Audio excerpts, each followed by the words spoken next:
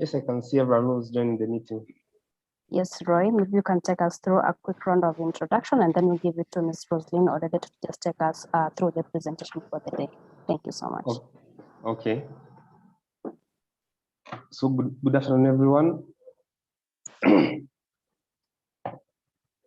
So maybe I can begin by introducing the people who are in the meeting to the CMD panel.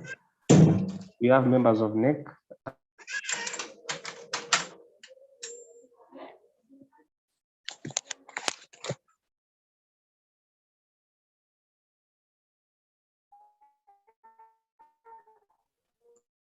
Roy, you've muted yourself. We can't hear you. Sorry about that. So good afternoon to everyone. I'm sorry for the hiccup. Maybe I can start up again. So in today's meeting, we have members of NEC, we have members of staff and members of our National Elections Board. Maybe I can begin by introducing them based on their position within the party. We have Honorable Jane Mwasia, who's a member of NEC, and she's the Deputy Director of Elections. We have Justus Wambutura, who's a NEC member. We have Muriuki Ndwiga, who's a NEC member. We have Peter Olemusei, who's a NEC member. We have Rab Ndambuki, who is a NEC member. Yeah, I think those are the NEC members in the meeting.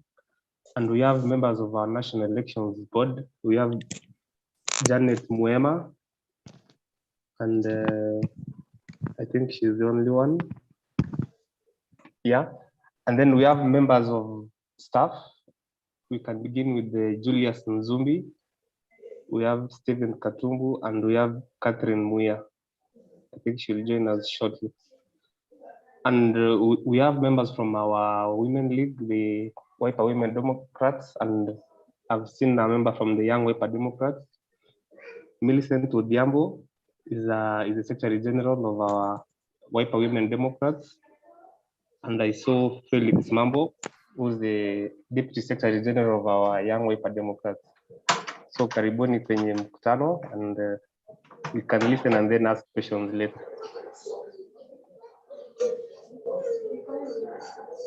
Over to you, Maureen.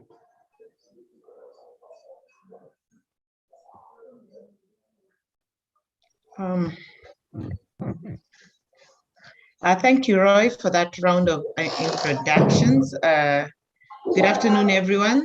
Good afternoon, Wiper. Good afternoon. Yes, thank you. Thank you. Felix, we'll ask you to mute. Thank you very much. It would be nice if we all kept our mics muted so that we can listen to each other. It's a pleasure to be here with you this afternoon.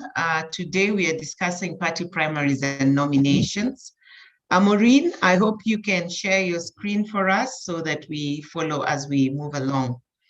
Now, yes, Roslyn, thank you, Maureen. Okay. Okay, so the way I've structured this today, I was asked to talk about the party primaries bill, but I feel like we've talked about it so repeatedly, it would be kind of like boring to listen to it all over again and kind of just listen to the same things. So I've structured my presentation today. First of all, I'm going to look at what is existing. What are the laws around nomination? What if nominations were called today? What law would apply? What would we have to do? And what kind of preparedness should we as a political party start to engage in? Because that is the law today. The bill is just a bill. So I thought, let's go over what is the current regime. Then I'll quickly do a snippet overview of the political parties primaries bill, and then do a quick comparison of the two, allowing us thereafter to engage on whether we actually need the bill, whether the current legal regime iko sawa, and what way we need to move forward. So karibuni sana. If you feel you need to stop me in between and ask a question, feel free to do so. You said Roy is the moderator. Roy, you can help me there in case somebody really needs to interrupt. I have no issues. They can just ask their question as we proceed. Otherwise, I'll present to the end and then we can engage thereafter. So karibuni sana, and let's have a positive engagement. So yes, party primaries and nominations. We'll start by looking at the current legal environment that is existing. And the current legal environment that's existing, I think the main reference for representation, the main document that provides the offices that are available for elections, the main document that provides the basis for elections in Kenya is the Constitution. So we cannot ignore the Constitution. It's the foundation of everything that we have. And the other thing it's famous for is not just providing the representation slots, providing for the electoral process, electoral body, for providing our values as a nation. It also sets up the two-third gender principle, the principles of inclusivity in Article 10, all that is found there. And of course, we always quite often forget Article 54, 55, the one that provides for PWDs, 5% progressive representation of persons with disability in all our entities. So the Constitution is the foundation for everything that we do elections. Then, of course, we have the Elections Act, which is a very key document around elections. It provides a lot of the meat that is probably lacking out of the Constitution in terms of making the elections work and giving us a fair return on our elections. And in that regard, it therefore also largely provides for nominations and the nomination process that political parties need to go through.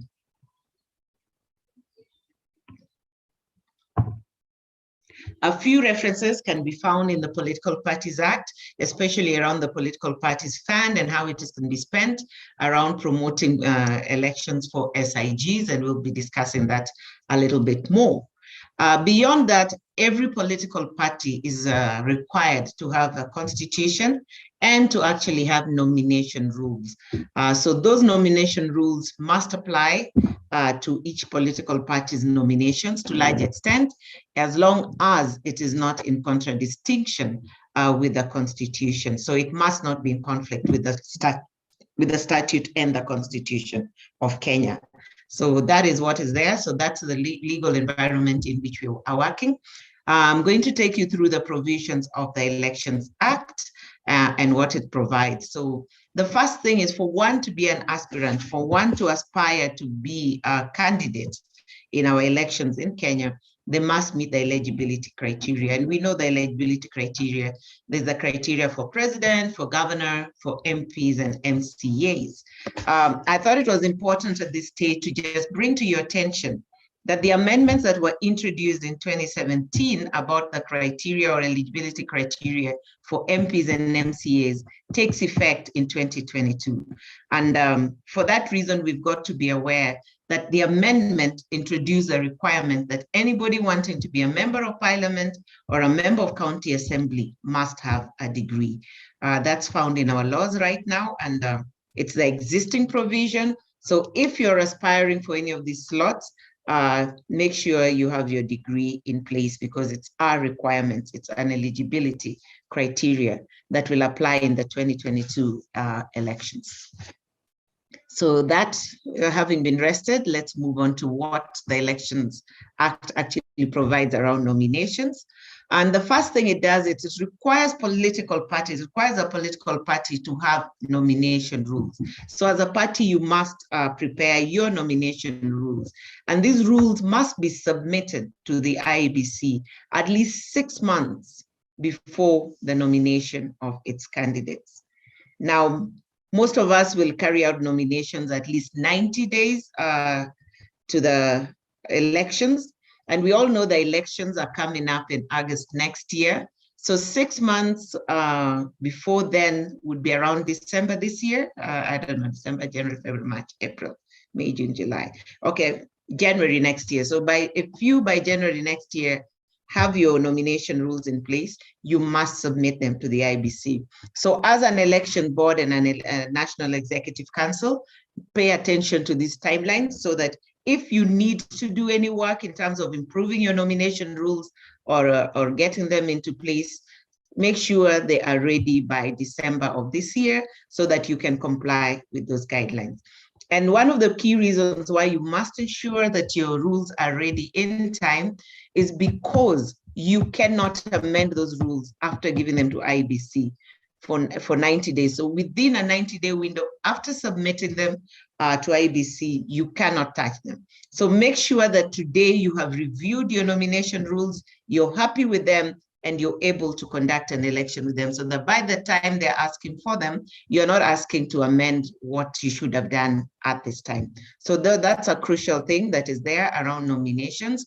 And it's one of the crucial initial steps to a free, fair, effective party primary. Now, once you give your nomination rules to IEBC, IEBC is compelled to review those rules and confirm they are compliant with all requirements, with the guidelines they gave, with the Constitution, and with the statute. So they will look at it. If they're compliant, they will issue your party with a certificate of compliance. If they're not, they'll ask you to amend. So as an elections board, the one thing you're craving to get from the IEBC is a certificate of compliance, a certificate that confirms that your nomination rules are compliant and can be used for the election. So that is where we need to put the goals and be able to achieve that goal come the day for our nominations. Next.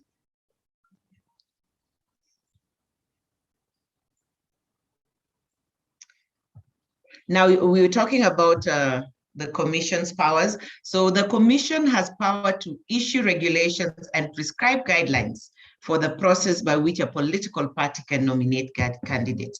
So this is also a very crucial thing. We must pay attention to what guidelines has IEBC issued, what are the regulations it has put in place, so that we are compliant. If we are not compliant with them, anything that we do will become void. So we've got to ensure that we look at those regulations, we're aware of the guidelines, and these guidelines, they keep changing them, and so we've got to be up to date. So you must maintain a rapport with the RPP and the IEBC so that you're sure all the time you're keeping up with the trends, you're keeping up with the changes that are going on. Now, a party is expected to keep a membership list, and this is a requirement in the Political Parties Act. It's a requirement in the Constitution, and now it's being found here as one of the key documents you need to have in place before you can engage in a party primary for yourselves. So you must submit to the IEBC and the RPP a party membership list. Now, once you submit your party membership list, this must be done at least 4 months to the general election. So 4 months to the general election, have your party membership list complete, give it to the IEBC, and IEBC will look at it, verify it, and publicize it as a document on their website so that people, members of the public, can go in and check and find out whether they're mistakenly listed as a member of your party when they're not, and also for members of your party to confirm that they are indeed members of your party. So party membership list should be in place at least 4 months to the general election. Next slide.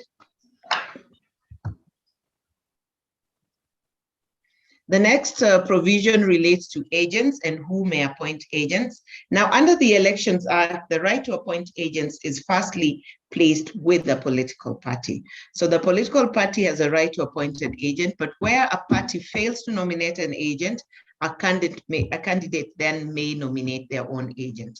An independent may also name their own agents. Agents are very crucial in the electioneering process because they safeguard your rights at the tallying station. They actually safeguard to ensure that the IEBC commissioners and their staff and officers are doing things right.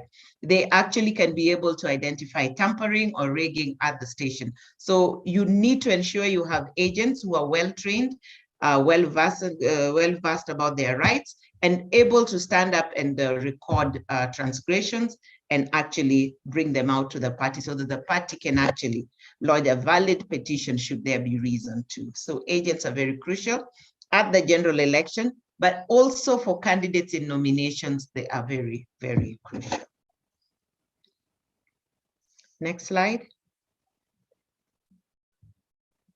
Now, a political party can only nominate a candidate if they have elected or selected that person in accordance with its constitution and rules. So you must ensure that whatever actions you take around your party primaries are compliant with your constitution and rules, and also compliant with statute, Kenyan constitution, and any rules set by IEBC.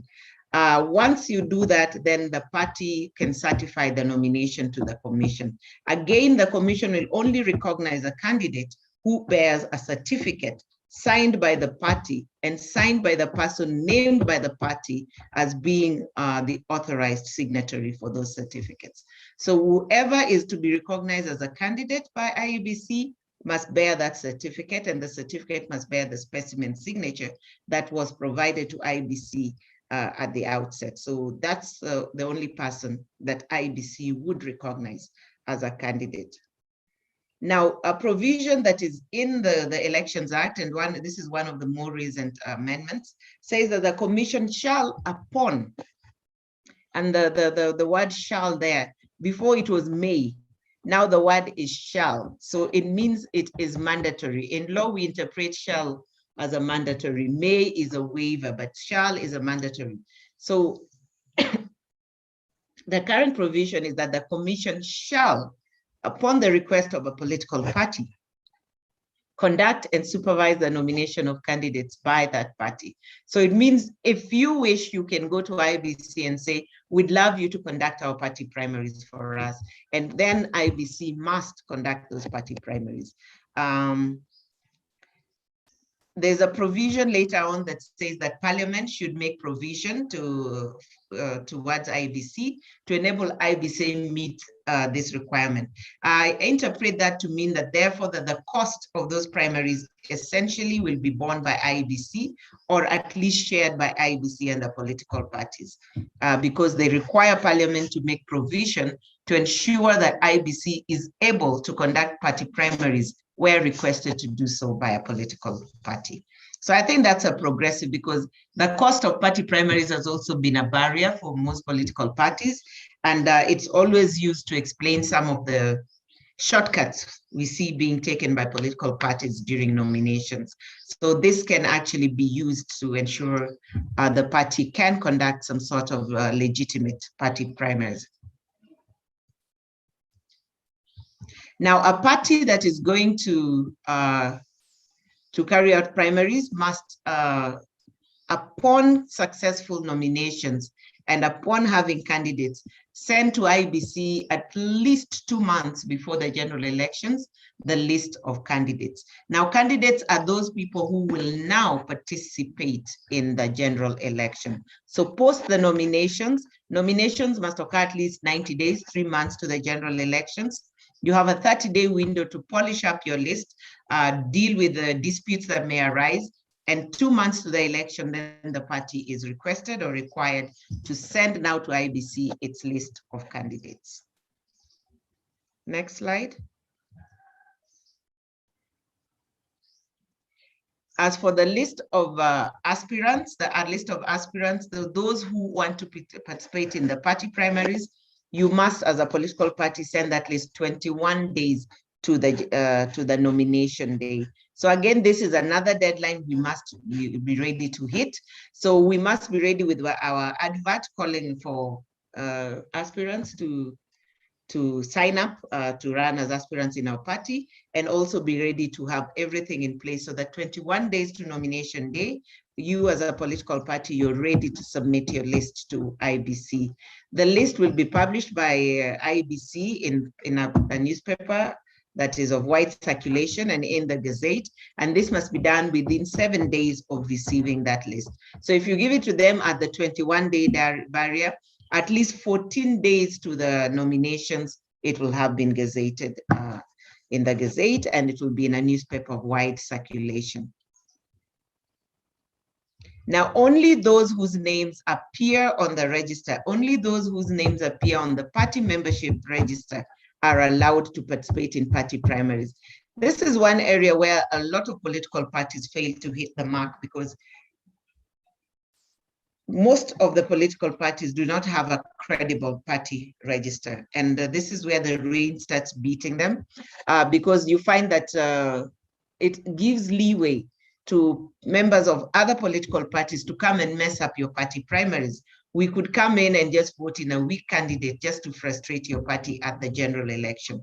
So having a party register and a credible party register is not just for purposes of it. It actually protects the party from interference by third parties. You know, you don't allow people to walk into your primaries and spoil your primaries just because you didn't have a credible register. So it's important from even the party perspective in terms of ring fencing your primaries to belong to only your members and to ensure that the person that you're sending forward actually represents the ideals of your wiper party to ensure that you have a credible party register. So I think that's a crucial item there that we really need to pay attention to. Party registers, so we can ring fence our primaries to ourselves and not open it up to third parties who come in sometimes just to give us a weak candidate as against their candidate so that they win the general election. Now it provides also here that where the commission receives multiple requests to conduct and supervise party primaries. So this is where it receives requests from more than one political party. Then the commission can conduct and supervise the nominations for all the political parties together on a single day. Now, saying it's a single day doesn't mean that they share the ballot papers and stuff like that.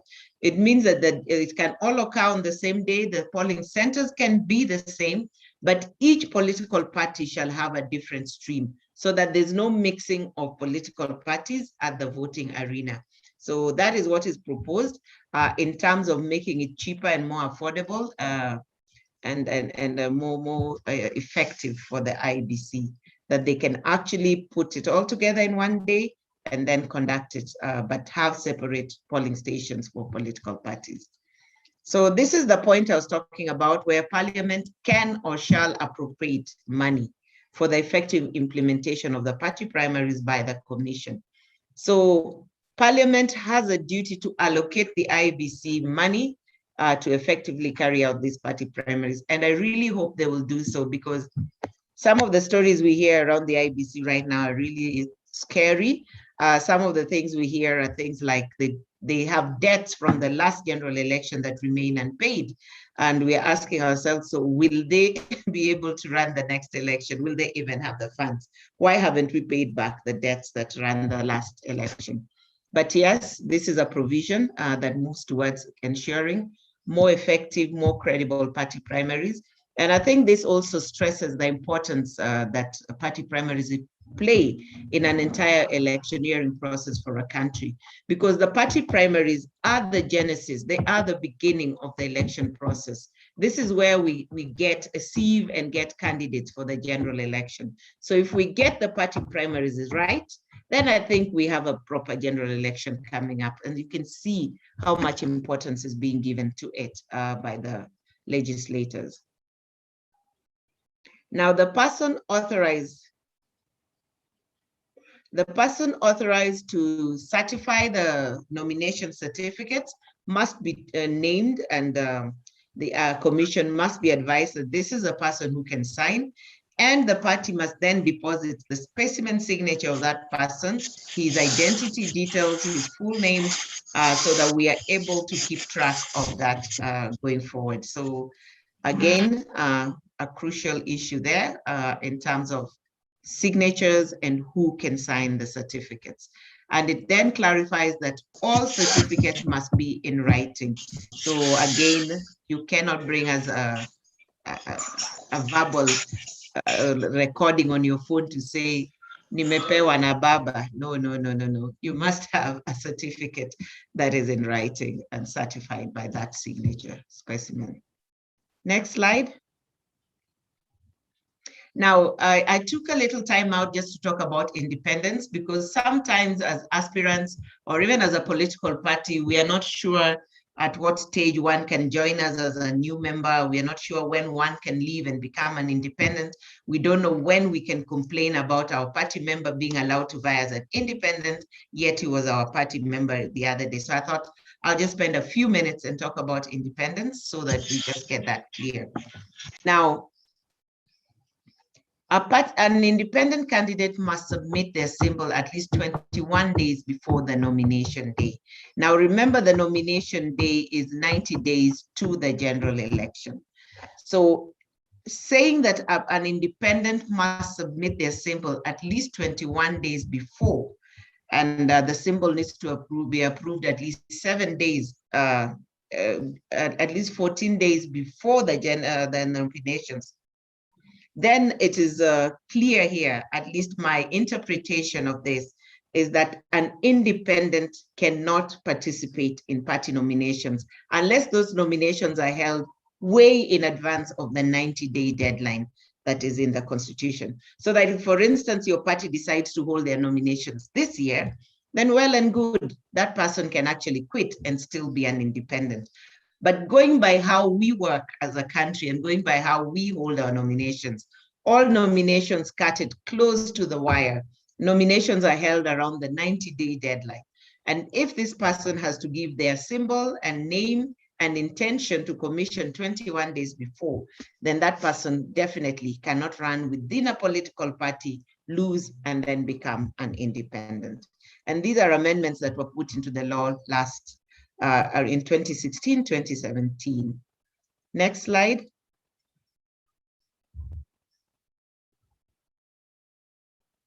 Now, one can only qualify to be an independent if they've not been a member of any political party for at least 3 months preceding the date of the election.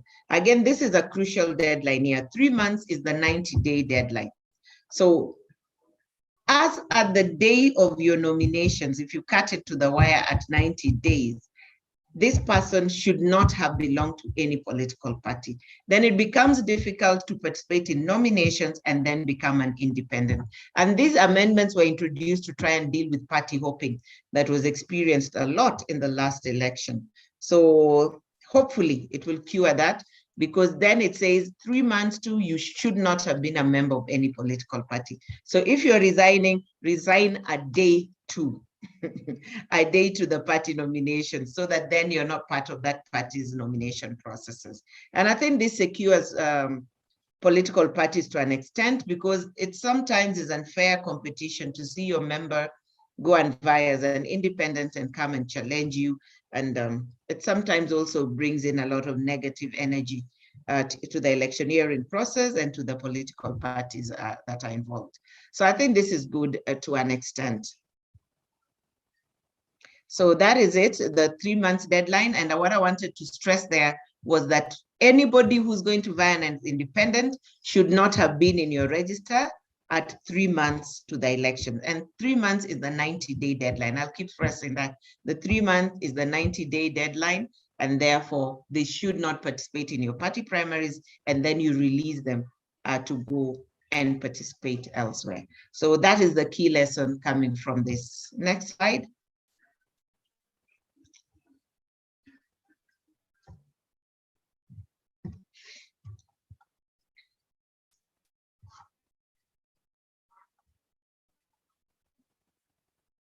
Okay, now nomination of party list members. Now, party lists are those seats that are up for nomination that a party can get on the strength of the number of seats it has won in the election.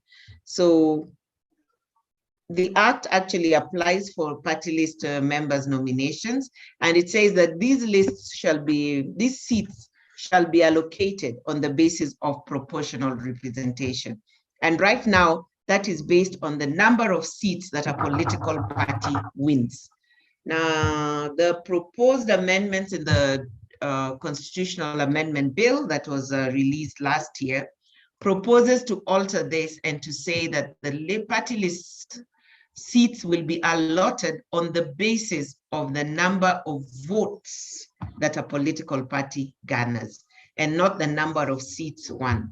This is supposed to apparently make it more open and more inclusive, because there are parties that apparently make a very strong showing in the elections. They kind of come second, third all the time. They got a great number of votes, but they did not win.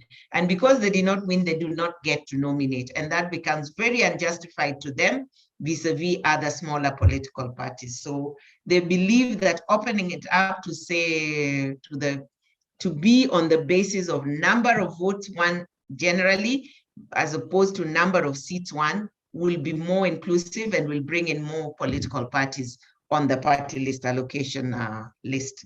So I don't know what you think about that, but that is again a proposed amendment in the draft constitutional amendment bill, which is yet to see the light of day, and we are following that process again closely.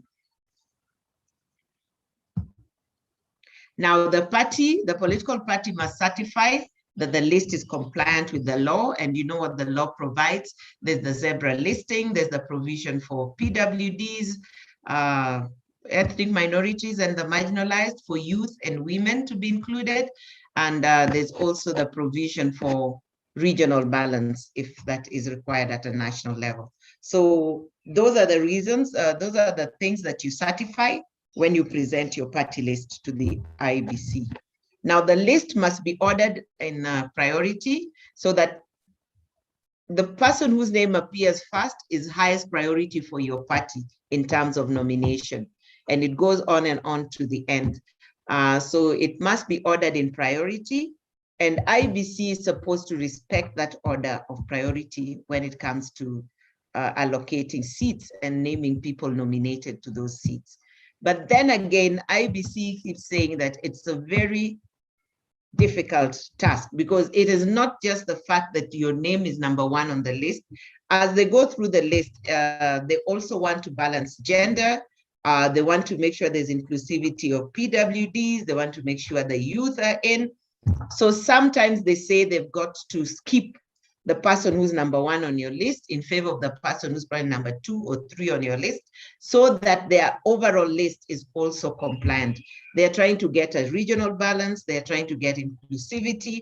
They're trying to get gender balance. So according to them, they say it's a very technical thing, but they say as long as your list is ordered in priority, when we exclude number 1 because of gender, or we exclude number 1 because of inclusivity, we will go to number 2. So still order it in priority, because that's the list that IEBC works with.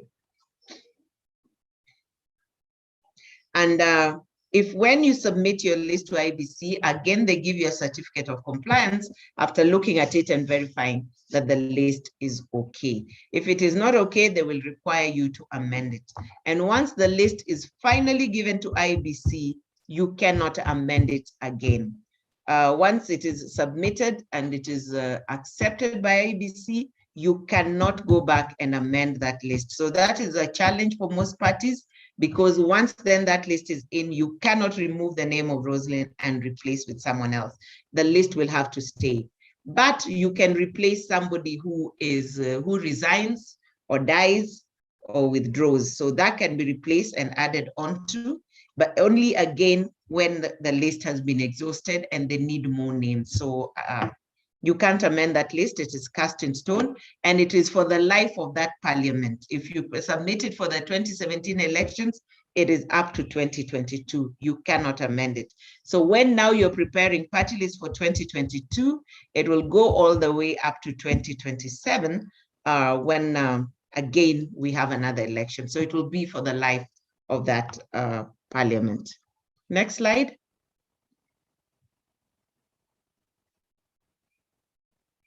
Parantai, do you want to say something? Okay, I saw your hand up, but it has gone down. Thank you. Okay, thank you.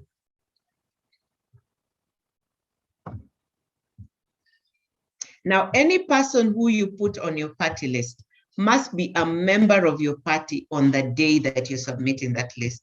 So you must ensure that the person appears on your party registers. The only thing this doesn't say is for how long should the person have been a member of your party, or what other criteria can we put it? And this is where a political party in its own rules, regulations, and regulations around nominations, or in its party constitution, can safeguard the interest of its party by making more rules around this. So you can say somebody who has to be on the party list will have to have been a member of a party for so many years, or will have to have contributed greatly in terms of the activities. You can put in your criteria. So again, that is important in terms of you can actually beef up these rules within your nomination rules to make them more cogent. So I think this is one place where it would be important for a political party to safeguard, because just being on our party list, on our party register as of the date of submission is not enough. I think a party needs to have slightly more criteria for choosing people that they want nominated into parliament. Now, the law also states that the party list shall not contain the names of candidates. So anybody who's going to participate in the general election cannot validly be in the party list. Anybody whose name is appearing as a candidate for the election cannot be in the party list. And this is a very interesting provision, because people always feel that those who stick their necks out and go and participate in the general election are actually doing a lot for the party, have actually stood out, have actually taken the chance. And it is so sad that after losing, where they lose, then they cannot even be nominated, while somebody who probably just sat back and waited gets to sit in parliament. It's something that actually rankles a lot of people and rubs people the wrong way. So I think it is something that needs consideration generally. The Constitutional Amendment Act at least deals with this to an extent, because it's providing that where a person contests for that seat and loses but gets a great number of votes, that person should be considered for nomination on the party list, at least on the top-up seats. So if those amendments pass, we will be seeing a change to this section of the law. But as currently constituted, candidates cannot be on the party list. And I think this is a provision that I think political parties, aspirants should lobby Parliament to change that law, because I think it's, to an extent, it's a little unfair in terms of interfering with internal party organization. What if it's that candidate that we want? What would be wrong in having a candidate on the party list? So I think this is an area that some lobbying, some work needs to be done, so that that area of the law could possibly be amended to allow candidates to be on the party list, because they actually spend a lot of money, they spend time, they spend energy, and they're promoting the party in the process. So we could think around those issues as we proceed. Yes, Mbula, do you want to say something? I see your hand is up. Actually, what I wanted to ask is what you just said, because I was hearing some people were saying that after the BBI amendment of the Constitution, we'll have these changes. So I've heard you've said that after the Constitution has been changed, we may see changes, because definitely this one is not fair, especially to women. Because it's also good to have your name on the party list. At the same time, you go for your seat. If you don't be lucky to get your seat, then you get nominated. So I think the law must be changed. So sometimes that's why we say BBI must pass, because it has some issues that we need to be guided and helped as women, especially. Okay. Thank you. Okay. Thanks, Mbula. That's a valid point. Well, you said when the Constitution changes. I will say if it changes, because we are not sure what's going to happen. Millicent, your hand is up. Yes, as your earlier presentation, where you said the party can ask the commission to conduct the party primaries, I had actually sent a message asking, is it at a cost? Is it at a fee? Or do they do it free of charge? Then what I was wondering again is, if the bill says it is mandatory, as per the bill, for the commission to conduct the party primaries, where then does it give space again for the party not to choose the commission to conduct the primaries? Okay. Thank you, Millicent. One, let me start with your second question. it is the party to request the commission to conduct its primaries. So where you do not make a request, then they have no obligation. So it says that the commission shall conduct where requested. So where you do not request, it is assumed that you're able to conduct your own primaries. IBC will just observe and see what happens, but you will do that yourself. But if you request, then IBC should do it. Now, the law is not exactly clear on whether it is free of charge or not, but I know the practice is IBC charges some fee, especially around having election officials on the ground and printing of the ballot papers. They charge a fee, but it's highly subsidized and therefore much, much more affordable than if a political party went through it alone. And you can imagine as an instance where 3 or 4 political parties are having their primaries on the same day. So the officers are the same, the venues are paid for collectively, that also reduces costs. So they charge, but they charge a very subsidized fee that makes it easier for parties to afford the primaries at an affordable cost. Okay. Ole Parantai, again, your hand is up. Do you want to say something?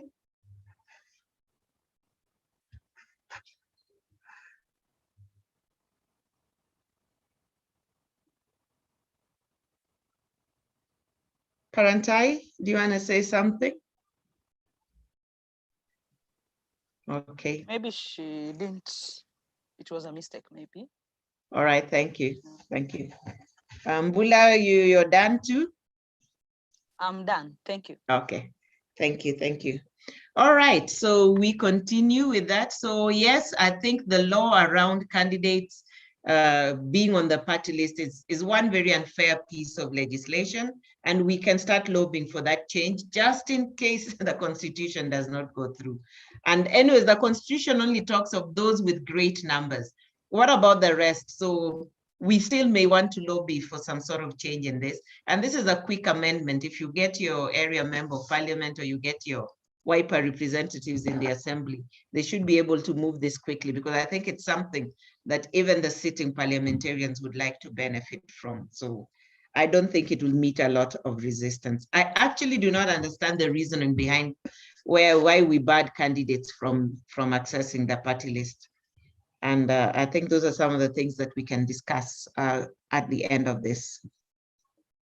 So as I said earlier, the party list is not amended during the term of parliament, and it stays there until the term ends. Next slide.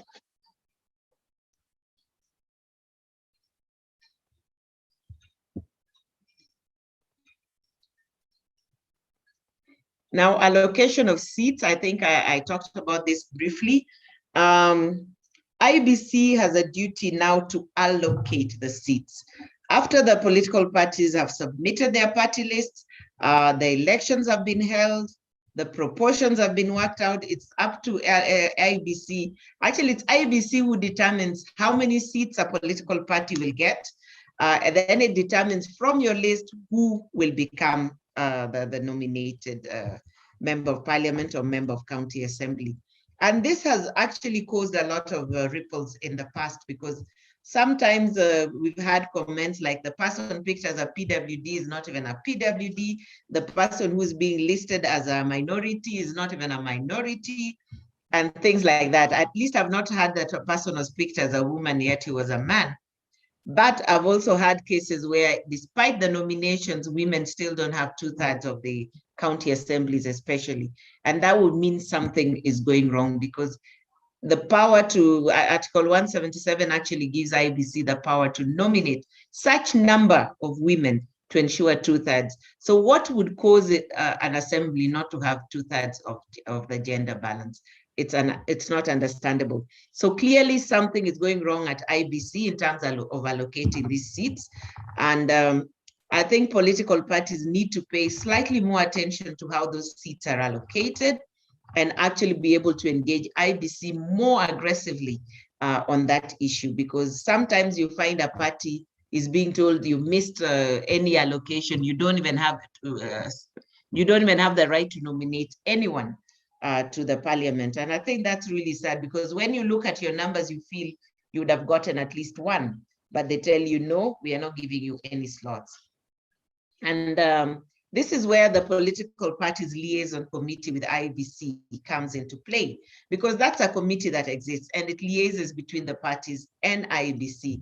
And I think this is a very crucial area, because the way the seats have been allocated, despite the fact that IEBC tries to justify what they do all the time, I think it is sometimes misses the ball, and the parties need to pay a lot more attention in this, use the liaison committee before the elections and even after the elections to totally understand how the party lists will be allocated and to approve the list before it's gazetted. Because once IEBC gazettes those members as members of parliament, members of a senate, or members of the county assembly, to remove them requires litigation.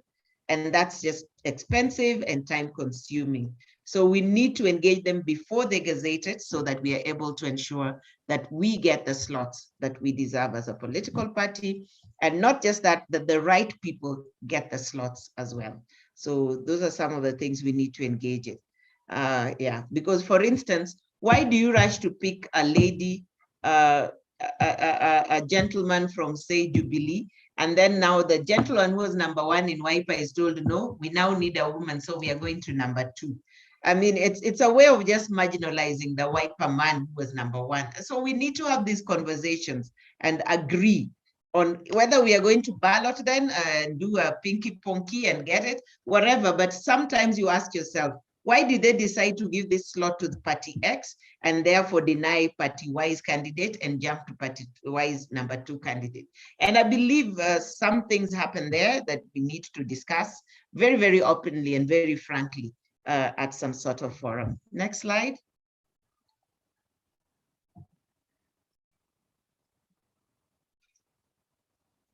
That is done. Next slide, please.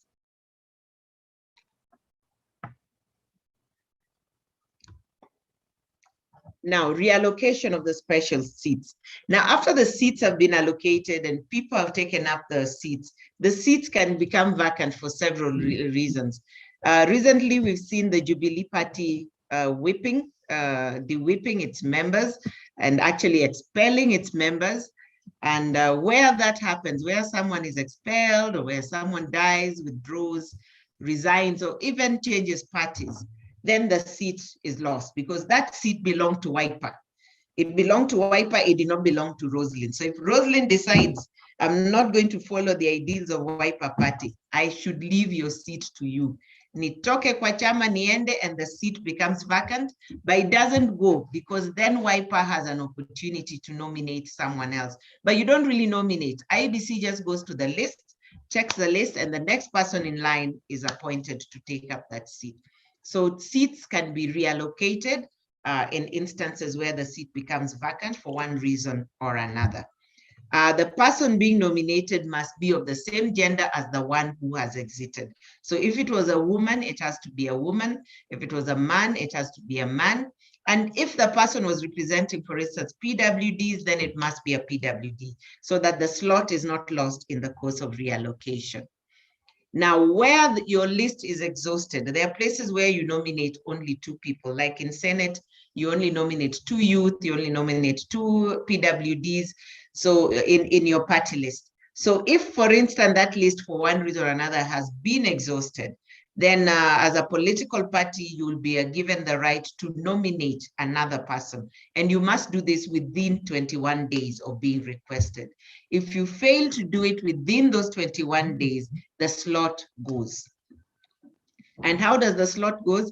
It doesn't go to another political party. The slot remains vacant until the life of that parliament comes to an end. That would be very sad. So as a political party, let us be very, very vigilant, alive, and ready to replace these names when a vacancy occurs and our list is exhausted. And that's the only time you can provide new names to IEBC. Otherwise, the lists that were given at the election remain to the end of the life of that parliament. Next slide.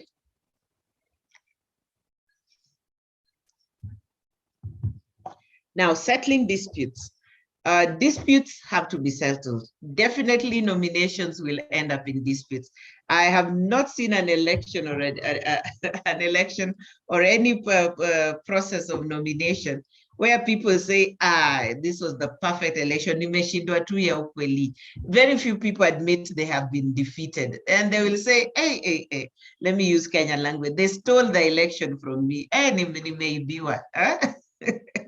So that's what happens. We never accept. So disputes are a constant. We will always have disputes post nominations. We'll have disputes post the general election. Now, how can we settle disputes? What does the law say? Now, there are three entities that they provide for that can actually listen to these disputes. We have the IEBC, we have the Political Parties Dispute Tribunal, and we have the internal dispute resolution bodies that political parties have for themselves. Now, the IEBC has power under the Constitution, I think Article 88, that gives it the power to settle disputes relating to nominations, but not election petitions. So they can listen to disputes before the general elections, but disputes arising after the general election, then IEBC cannot listen to those. This is a very quick process that is available to people who are disgruntled, but very few people take advantage of it. The good thing with the IEBC system is the fact that it doesn't really focus on formality. Just say what you're complaining about. The other person responds in as brief as that, and they hear you very quickly. And the law provides that they must give you a determination within 10 days. Now, if you look at your IDRBs, most of them determine disputes within 30 days. This is a space where you can get a resolution in 10 days. If you go to the PPDT, the Political Parties Dispute Tribunal, again, you're likely to spend 2 to 3 weeks there before you get a determination. So the IEBC for me is a very, very useful vehicle in terms of you can get your matter heard there, and within 10 days, it will be concluded. And I think that's very powerful. This is another place also where we can enforce the elections code of conduct because they actually listen to those disputes of violence, hate speech, wherever they do them.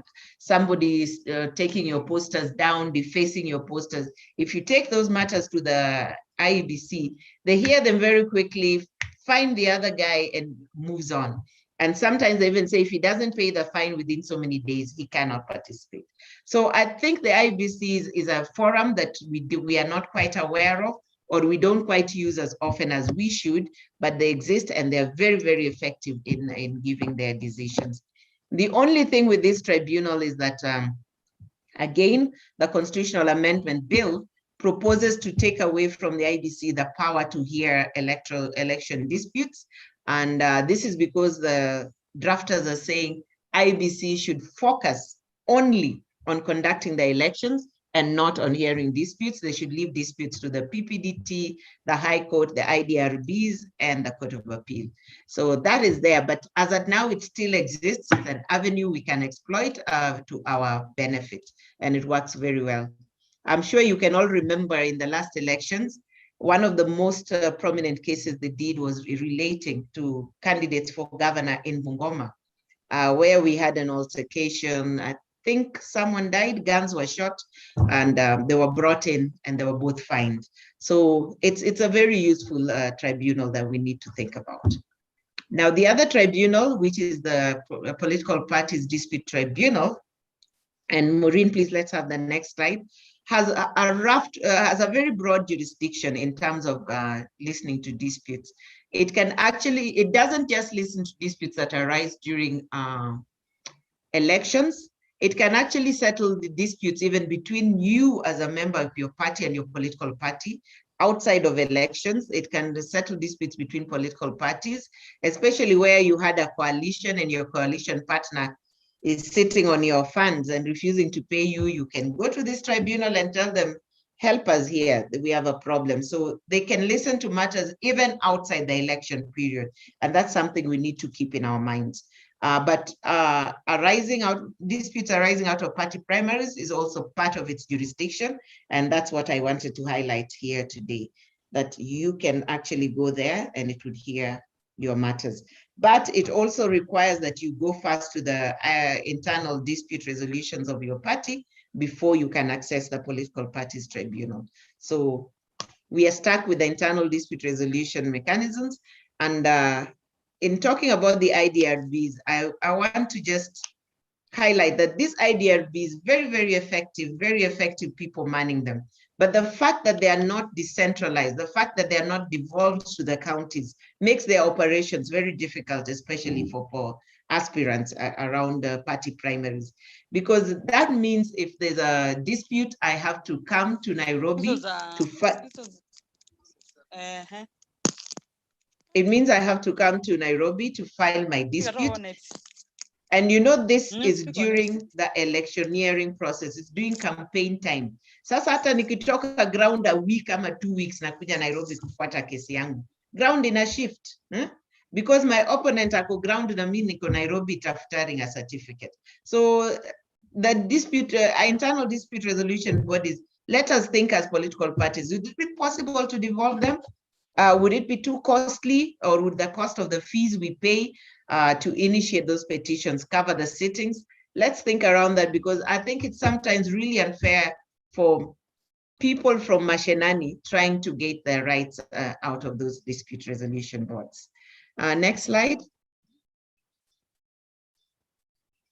Now, the Elections Act provides for the registration of a political party. Not the Elections Act, the Political Parties Act, pardon me. And it provides that a political party can actually be deregistered if it does not promote free and fair nomination of candidates, and if it does not adhere to the law relating to the nomination of candidates. This is a very serious provision, that a political party like that Wiper can actually be deregistered just because it did not promote free and fair nomination of candidates. That shows how serious and critical free and fair nomination processes are, how critical it is for a political party to get its primaries right. Because if your members were to challenge you and actually take it up, a lot of political parties, I believe, would have been deregistered by today. So it just shows the importance, you know, the fact that this can lead to the deregistration. It's not even suspension. It's not even saying you don't feel candidates. It is saying that this party is deregistered. It is gone. It is no more. It is finished. Just because your party primaries were not done right. Think about that. And think about then the necessity for ensuring you get everything right. It is what the life of your party, it's what the existence of your party. So I think we cannot wish this away. We cannot say it any louder. Parties must conduct free and fair party primaries. Otherwise, it can lead to a very critical scenario where the party is deregistered. That's what I want us to have as a take home. That as a political party, let us commit to free and fair nominations if we are going to safeguard and secure the existence of our political party. Next slide.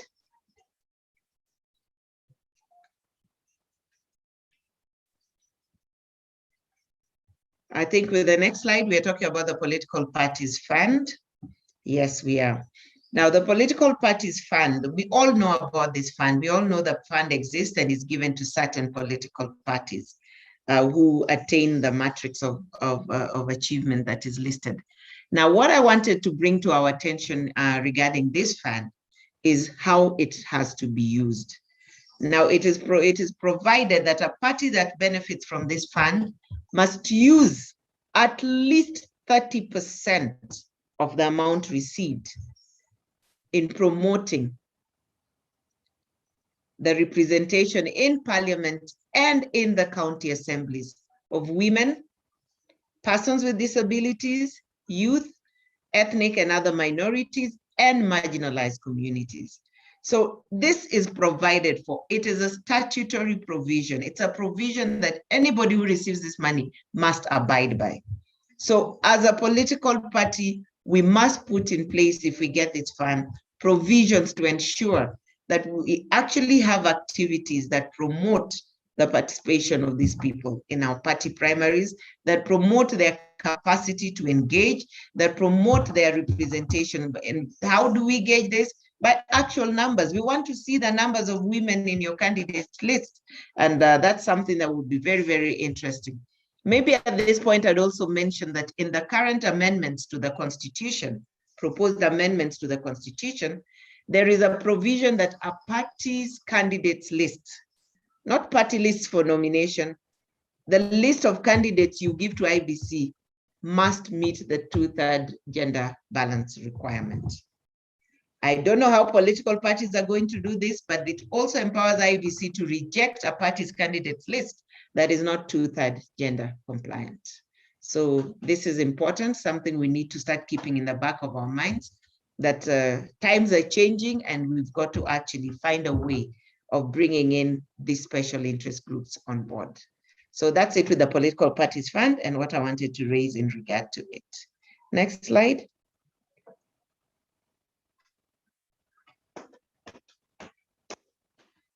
Yes, so that is the existing regime, what we have discussed. That's the law. If an election was to be called today, that is how we would operate. That's the regime we would operate under. But we have a bill in Senate. The bill is in Senate. It's promoted by Honorable Mwaura, and it is yet to come up for first reading. So when this bill comes up, I hope we'll be able to engage. It would actually be incorporated and would make the final political parties primaries bill. But what has been gazetted as the political parties primaries bill is really, in my opinion, watered down, even from the first draft that we had. It's a real watered down version of what we had discussed. I'm not sure where this happened, but I'll just take you through it so that you appreciate what's in this.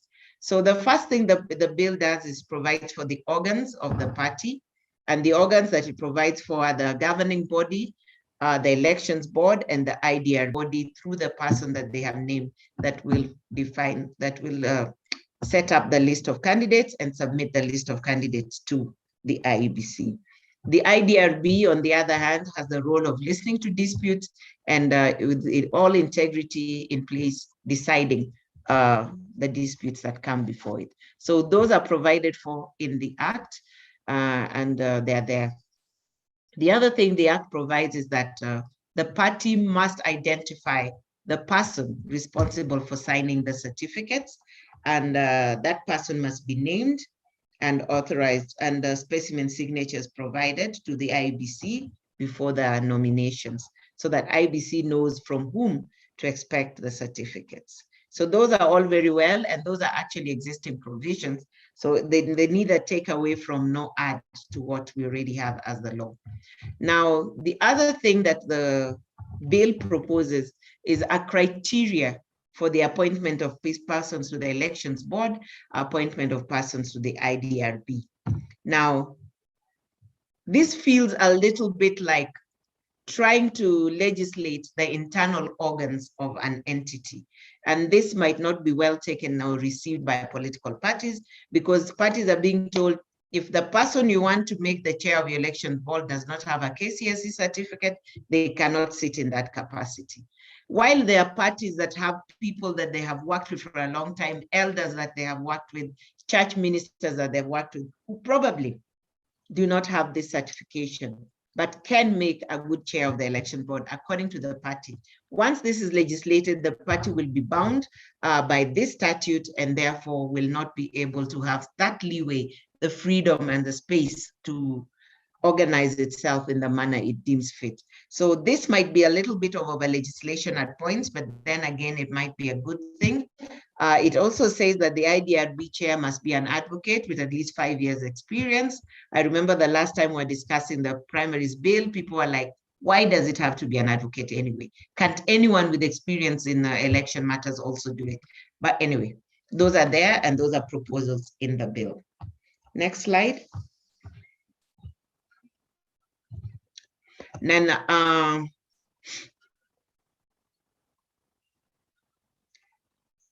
it provides that a political party must have nomination rules and must have a constitution. And it's borrowing this from the Political Parties Act that actually provides the same. Then it goes on to say that in the constitution or the nomination rules, the party should ensure that they have provided the types of party primaries they can hold. And this, I think, is there in most of the nomination rules for political parties that I have looked at. So types of party primaries, is it going to be by delegate? Is it going to be by universal suffrage? Are we going to have a negotiated sort of democracy? What can the party do? That must be in your nomination rules to give you the power to go either way when it comes to your party primaries. And then it provides two main types of party primaries in the bill. It talks of a competitive party primary and a non-competitive party primary. When it's talking of a non-competitive party primary, it is looking at voting by delegates. I'm not sure that's not competitive because, again, there's still a vote, there's still a competition. But again, that's how they classify it in the bill. It talks of where there's a coalition agreement. When your party enters a coalition agreement, you must file a document, you must file an agreement showing the procedure you will use in nominating candidates, so that if each party is allowed to field candidates, it will be clear from the agreement. If the party or the coalition will field joint candidates, then again, that will be very clear from the agreement. So that is also a requisite of the bill.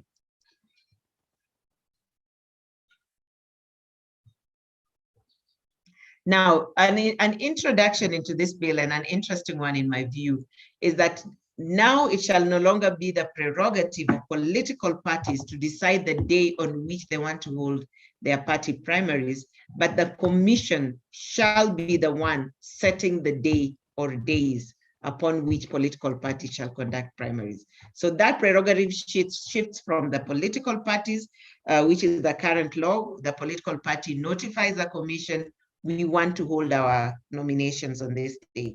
Now it shifts, it's the commission that sets the day.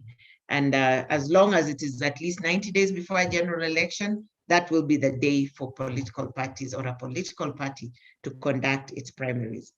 Then it introduces a public holiday. It says the day on which party primaries are being held shall be a public holiday in Kenya. And that may be then the justification for IBC to set the date, so that we have one official or two official days, dates when everybody can take a holiday and go out and exercise their civic right.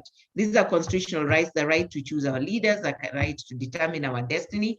So it is only fair that we have a public holiday so people can effectively participate. Actually, party primaries don't have as much turnout as we have in a general election because people deem them not to be as important. But if we elevate it, make it a public holiday, I suppose there'll be much, much more attention to it, and people will actually participate in greater numbers in terms of the party primaries. Then it makes it an offense to fail to allow your employee to go and participate in party primaries. An employer must give the employee leave and permission to go and vote at the primaries and then return to work. Failing to do so is a crime and can earn you a fine of up to $500,000 or an imprisonment sentence of up to 6 months or even both. And remember, when you're jailed for 6 months, that becomes an integrity issue. When you're filling those forms, you'll always be asked, have you been sentenced to a period of 6 months or more? So you'd have to say yes, and that would affect your integrity. So it's a very serious offense there, and the ramifications are also very, very serious. Next slide. Now, once the primaries dates has been filled, a party needs to inform the commission at least 21 days before the nomination date or the party primary date of the type of primary it's intending to hold, the venue where it intends to hold it, and provide the list of aspirants. Now, one radical difference with these proposals is that it no longer provides that IBC will conduct and supervise primaries for political parties. It is clear from this that political parties are on their own, they conduct their own primaries, but the date will be set by the commission. So unless now there's negotiation beyond this, that kind of shift is in place in terms of this bill and the current regime. Then it provides that political parties must maintain certain registers, and it provides that there must be a national, a county, constituency, and ward register. And these registers must be accessible to the public.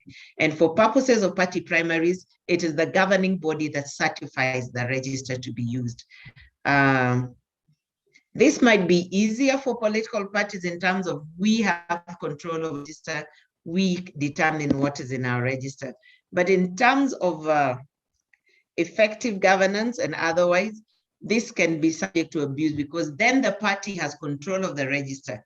They can manipulate it to their will. And I think this is something people need to be wary of. Secondly, I will not be able to very easily verify whether I'm in your party list or not. You know, when they're at the register of political parties, all I need to go is go and put in my ID number and it flashes up the political party I am allegedly belonging to. So I don't know whether this is a good or bad provision. I'd like to hear your views at the end of that presentation.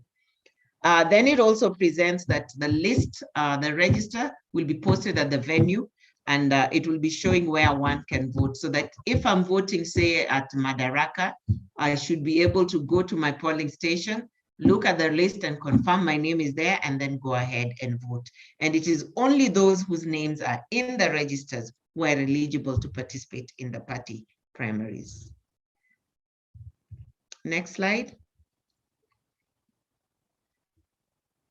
Now, where a party hopes to vote by delegates, it ought to have provided for the procedure of appointing delegates in its nomination rules, and it must be very clear how they are appointed. And then the party must provide to IEBC the list of approved delegates before the day of nomination itself. So that must be done. There must be the procedure. Then the list must be shared by IEBC. Then it goes ahead to provide that anybody who would like to participate in party primaries must first fill a self-declaration form, and that form is provided, a sample is provided in the bill, and it's similar to the form found under the Leadership and Integrity Act. We just asked you to say your background, where you've been, and whether you've had any issues. So that comes in there, and you declare what you have and what your academic qualifications are. Then you must also attach those academic certificates. You must attach your ID, and if there's any nomination fees to be paid, again, you pay that fees and show by proof of receipt or otherwise that you have paid the nomination fee. So all that is provided for in the primaries bill. Again, I'm wondering whether this is over legislation, whether these are things that a political party would have been left to deal with in its nomination rules, and only say that upon providing the candidates list, it shall be accompanied by these documents. But when it comes to the internal process, it would probably be safer to allow a political party to determine what other documents it might want. Because this could be a scenario where somebody now goes to court and says, these are the only documents required. All these other things that my party is asking me for, like my party certificate, my membership, are extraneous to the law. And lawyers are innovative. They can argue any point and shock on you. The court can rule that you have no business asking me for my party membership card as part of the documents that you require. So again, we may need to think out some of these things to secure political parties. We might probably provide a proviso that provided that a political party may ask for more documentation, something like that, to beef up and bolster that kind of provision. Now, Elections Board, as I said earlier, will vet the applicants and prepare a list of aspirants. And that list must be sent to the commission at least 21 days to the nomination date. And the IEBC must then publish that list within 7 days of receiving it.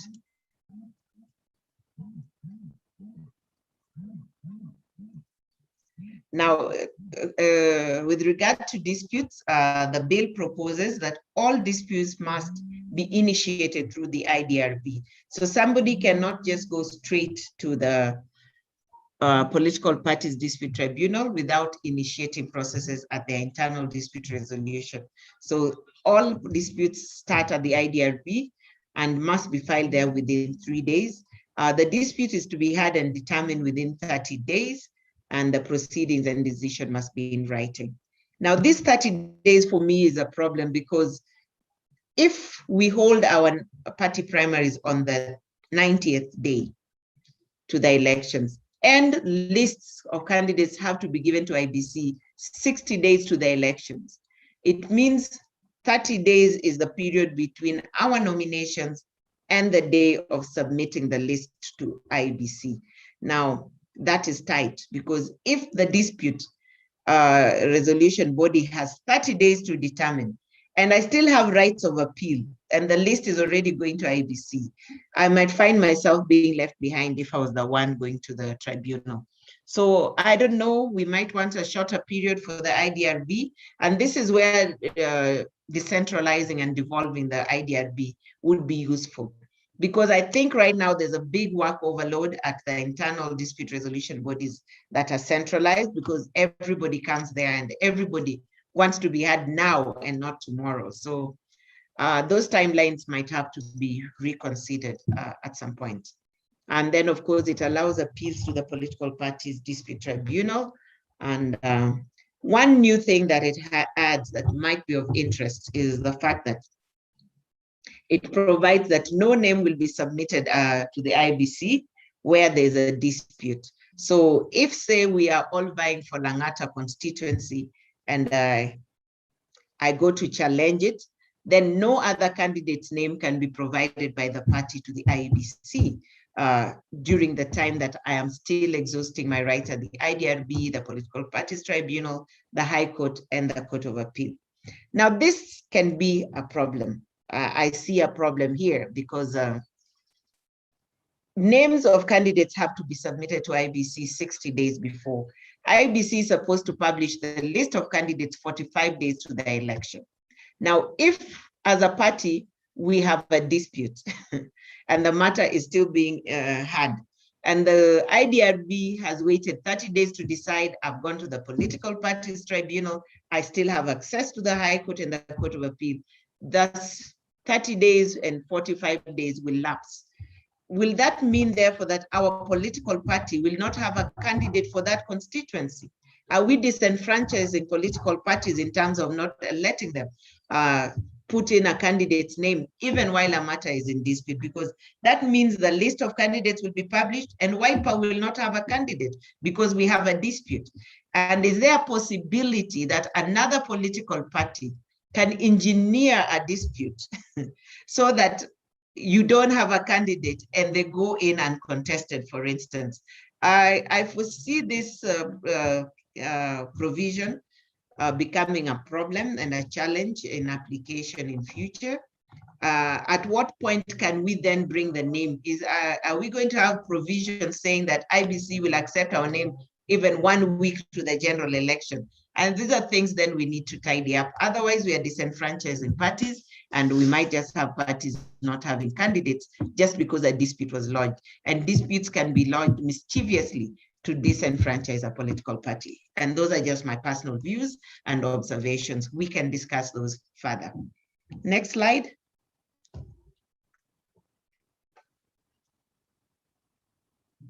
Now, the offenses are provided for. These offenses were there in the initial bill. They have not changed. And I would just like to point out that the current regime does not have offenses for party primaries.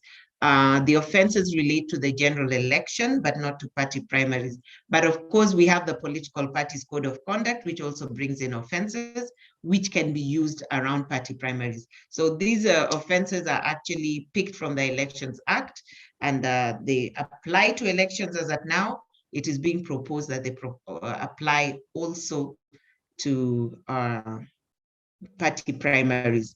And if you look at the steering committee report, the BBI steering committee report, one of the legislative amendments proposed to the Elections Act is to actually introduce these offenses, not to the Elections Act, to the Elections Offences Act, is to make sure that these offenses apply to party primaries as well. So the proposals are interrelated at that point. Next slide.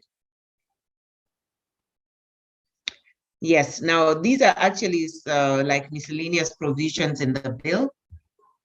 One of the things the bill proposes to do is to put a cap on nomination fees that can be charged by a political party. And again, this is an area where a political party might feel that their internal affairs are being over-legislated, because a party should have the freedom to charge more than this if they feel that their members are capable of raising more than this, because nomination fee is actually an avenue for a party to earn money. And if its members are able, I do not see why they shouldn't charge more than $1 million for president, for instance.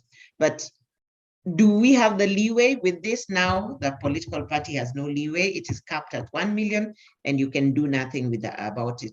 Then they also mandatorily provide that you must give 50% waiver to special interest groups, and that is a mandatory in there. So again, this is an area we can discuss, or we can get to leave, as it were, but I'd like to hear your views about legislating for political parties how much to charge as nomination fees. And this is the maximum. A party can actually charge less or even zero, but this is the maximum amount a party can charge. And then a party will decide, therefore, on the nomination fees as long as it doesn't exceed the caps provided there. And then it has to announce this nomination fees at least 14 days before the primaries, so that people are able to apply and pay for them. And then it provides that agents who want to have, aspirants who want to have agents must appoint them in writing, provide their IDs and other details, and so that they are certified and given identification tags for purposes of the party primaries. The law provides that the IBC should conduct civic education. That's even the law now. It provides that now IBC does not have to conduct the civic education itself. It can outsource civic education. And it also provides that it can accredit institutions to assist political parties conduct primaries where a political party feels they cannot do it by themselves. So finally, the group talks about affirmative action, and it provides that political parties should actually come up with affirmative action policies that would promote inclusion of special interest groups. They mention things like wheelchair-friendly polling stations, polling desks that assist people who are deaf or blind and things like that. So the inclusivity here seems more about accessing the polling station, but the word affirmative action policies is a very big word that is very broad, and a political party can go as wide as it can in terms of affirmative action. It can even embrace the 2/3 gender principle in coming up with those policies. Now, currently, once party nominations are conducted, a political party cannot change the name of the person provided as a candidate unless there's a court order to that effect. It is now being proposed that a candidate may change the name of candidates on the grounds of death, resignation, or other incapacity before the date for submission of lists to the commission. And I think this is just to safeguard the commission, because the commission has about 15 days after that to publish the list in the Gazette. So I suppose it's just like, you give us the list, please don't change it, allow us to publish so that the election can go on. It also allows the commission to prepare ballot papers and other voting materials. So if we keep changing the list up to the last day, then we'll have ballot papers with missing candidates' names. So it's also crucial that we have a cutout time in terms of name for submission of candidates. It's proposed to delete Section 31 of the Elections Act, which provides for nomination of party candidates, so that this act provides. But looking at this act, it doesn't fill all the dots and commas that are provided for in the current Elections Act. And we might have to beef it up with what is in the current Elections Act if we are going to delete the Elections Act and have this as the only bill applying, or the only law applying to nominations and party primaries. Last slide. So yes, that is it for the political parties primaries bill as proposed, and that is it for the current regime. just looking at the two and comparing them, I would say that the current regime is much more exhaustive, much more cogent, much more detailed than what is proposed in the party primaries bill. And that's something we need to be aware of, so that if this bill was to come into law, then we need to really beef it up. That would be my view. We need to improve it. So if it comes up for public participation, please let us have our views come across so that we have a good law going forward. So that is it. That is what is provided. Thank you all so very much for listening to me. And I will be ready to take any interventions that are coming across at this stage. Thank you very much. Asante.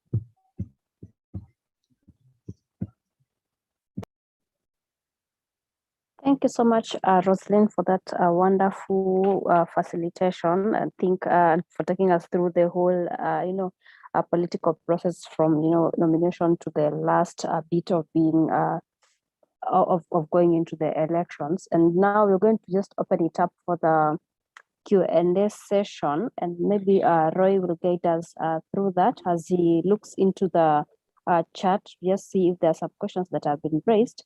I can see Mutula has raised her hand. Maybe she can go first as we wait for Roy to direct us further. Thank you. Thank you. My question was on the last part that Roslyn has presented on the primary bill, on the amounts that were stated there. Are those amounts permanent, or a political party can organize on how to work as a political party concerning how their members are going to pay? For example, like the one for governor, president, 1 million. Is it a fixed amount, or the political party can decide to lower the amounts depending on how they relate with their party members? A good example is the Secretary General of our youth, Wiper Party, and we had a discussion on how the party can lower the nomination fee for our young people who will be going for political seats. So can that be done locally, or it's guided on that rule or law that you've read? Thank you.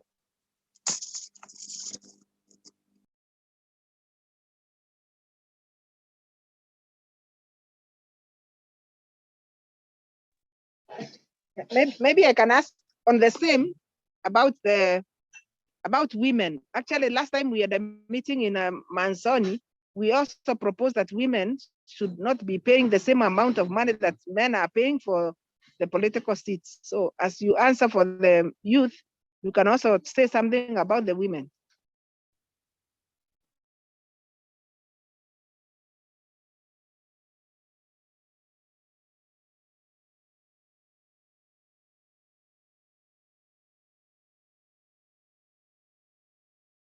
As people think through, I'll try and take on those two issues. Now, just for clarity, this is the maximum amount a political party can levy. You can decide to charge nothing, you can decide to charge less. So it is not what you will be charged. A party can, what the law is saying is, you cannot charge more than 1 million for a presidential candidate. You can charge less, you can charge 0, but you cannot charge more than 1 million. You cannot charge more than 500,000 for a governor candidate. You cannot charge more than 250 for MP, and you cannot charge more than 50 for MCA.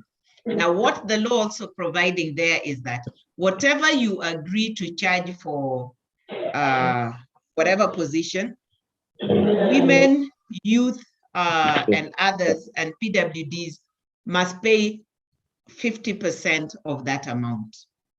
So if you're going to charge the presidential candidate, male candidate, 1 million, then the women, the youth, and the PWDs will pay 500,000. So that is the proviso. So it's actually already taking into account the special interest groups and giving leeway for discount. So you must at least give them a discount of 50%. You can choose to give them a higher discount, but the minimum discount you must give them is 50%. So again, the provision is that men, women, youth, and men will not pay the same amount. They will pay 50% of what their male counterparts are paying. I don't know what the men feel about this, because not all men also are as financially endowed as everyone else. And not all women are as poor as we want to make it out. So interesting conversation, but because of affirmative action and trying to get women and youth on board, we'll have to go through those steps until such time as we have sufficient number of women coming across as elected candidates. So let's not open that debate about men and women now. But yes, there's a provision for 50% discount for women, youth, and PWDs. Thank you.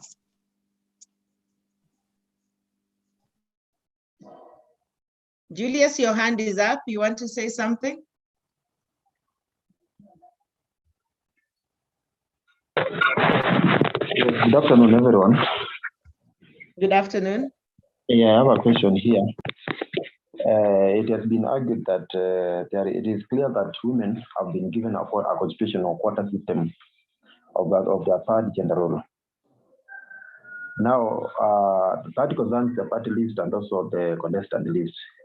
Do you have a section of the law that clearly gives youth such a quota system, such constitutional quota system concerning the contestant list and the party list? Thank you. Sorry, just repeat that. Do we have a clear? Do we have a clear constitutional quota system for the youth, like the one for the women, in the new constitutional order or in the BBI?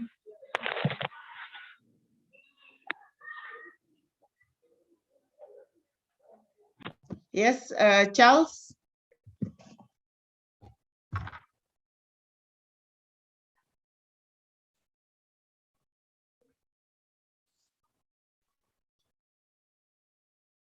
Charles Stowe, your hand is up.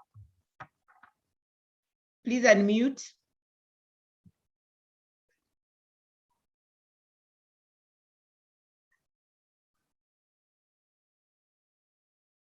Charles, kindly unmute. You've just taken away your video, but you have not unmuted.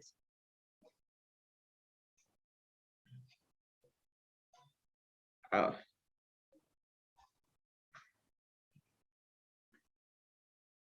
Okay, Millicent, as Charles tries to get that right, Millicent, go ahead. Thank you. I was just wondering on the party membership list. Is there a period where the commission shuts party membership registration so that the party membership list is inclusive? Because I look at situations where somebody can register in a party before its nomination and deregister and get to another party just to create confusion. So I'm wondering, is it possible that that can be curbed? That's one. The other thing that I'm also asking myself is this, the IDRP and that period that you stated, yes, it is true. It is so short and it then gives window for a lot of disputes, which sometimes is what IBC thrives in.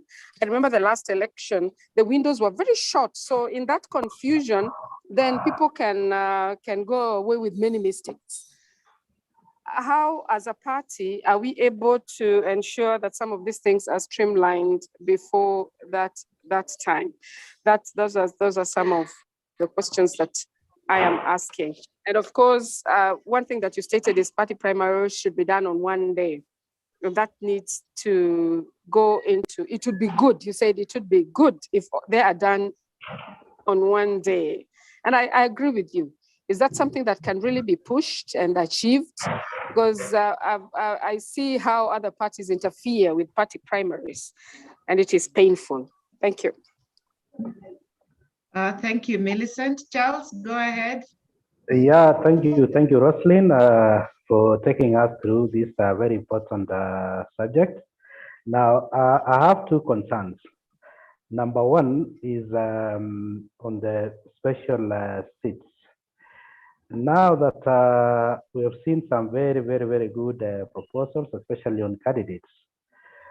My question is, did you take into consideration, or as the promoter of this bill, take into consideration in the event that the BBI goes through? Because I saw in BBI, it is proposing something totally different on nomination and the rest. And then secondly, you mentioned that the promoter of this bill is Honorable Maura. And currently, Honorable Maura is on a chopping board in Jubilee. What happens in the event that he doesn't see through his appeal? Will the proposed bill die, or somebody else will take it over? Roy, take over. You are our moderator. I was just holding brief.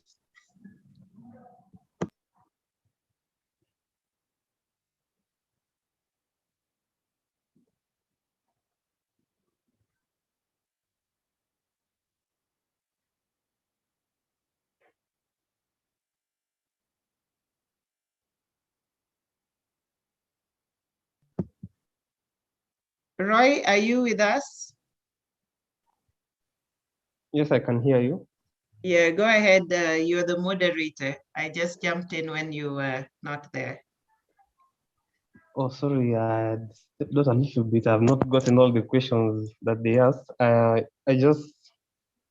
heard about the last person who had contributed, was Charles Stowe, whereby he addressed his concerns about if the ideally the person who's pushing the bill maybe he gets removed from parliament, who will be pushing the bill again. So I don't know. I'll have to throw back the question to you, Rosalind, so that you can guide us on that.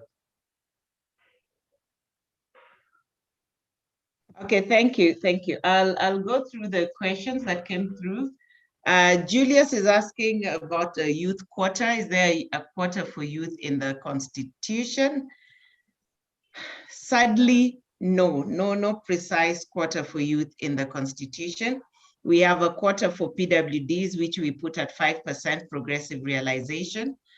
We have the 2/3 quota for women, for gender. It's not for women, it's for gender, but there's no precise wording of that in terms of the youth.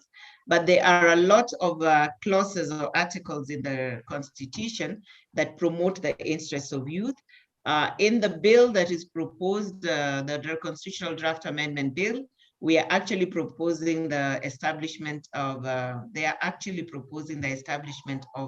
a youth commission, which will promote youth matters and youth employment and youth uptake in public offices. So, and also youth access to tenders and other issues. So the Youth Commission should be able to fill that gap in, being a constitutional commission at this point. So that is it now. If you look at the administrative and policy proposals in the steering committee report, there are a lot of policies that are there to promote youth business, youth education, youth uptake in